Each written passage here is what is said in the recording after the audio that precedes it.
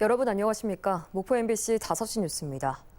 건물 기둥 파열로 붕괴 위험에 놓였던 목포시 호남동 상가 건물이 빠르면 9월 중에 철거가 완료될 것으로 보입니다.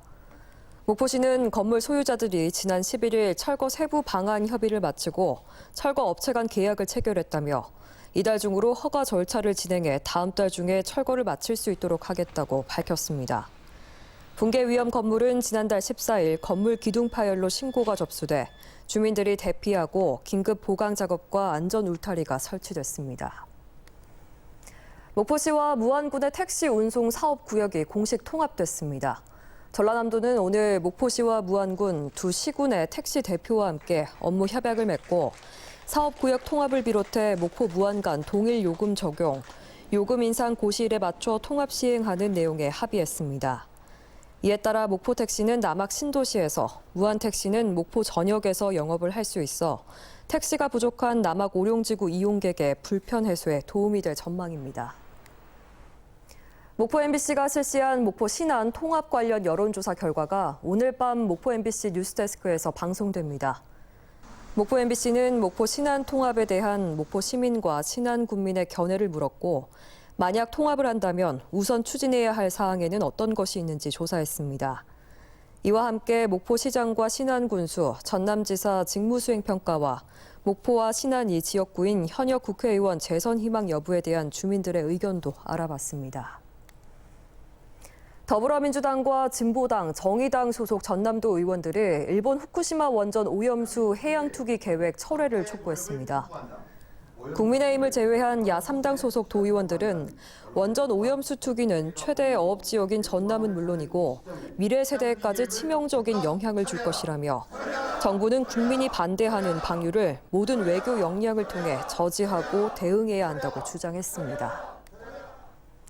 목포경찰서는 여자친구를 살해한 현직 해양경찰관에 대해서 살인 혐의로 구속영장을 신청했습니다.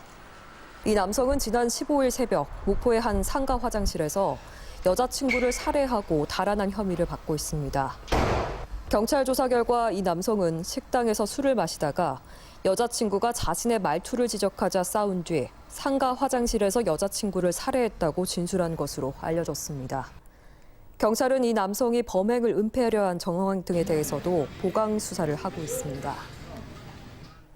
지난 15일 오후 3시 40분쯤 영암 대불산단 내 한 사업장에서 40대 노동자가 1.3m 높이에서 떨어진 두께 1cm의 철판에 머리를 맞았습니다. 노동자는 병원으로 옮겨져 수술을 받았지만 사고 이틀 만인 오늘 숨졌습니다. 경찰과 노동부는 철판 용접 여부를 확인하는 과정에서 사고를 당한 것으로 보고 정확한 사고 원인과 안전수칙 준수 여부를 조사하고 있습니다. 목포시가 전국체육대회와 전국장애인체육대회 성공 개최를 위해서 범시민 참여 캠페인을 전개했습니다. 이번 캠페인에는 300여 명의 시민들이 참여해 북한 상가 밀집 지역에서 전국체육대회를 홍보하고 구체적인 시민 실천 방법을 알리는 캠페인을 전개했습니다. 완도 신지 명사심리해수욕장의 모래조각 작품이 포토존 역할을 하며 눈길을 끌고 있습니다. 모래조각 작품은 국내 최고 모래조각 작가인 최지훈, 홍성열 씨와 중국 장저우 작가가 만든 것으로 인어공주의 성과 해양 치유를 상징하는 천사, 돌고래, 완도군의 소통 캐릭터인 방글이를 배경으로 완성됐습니다.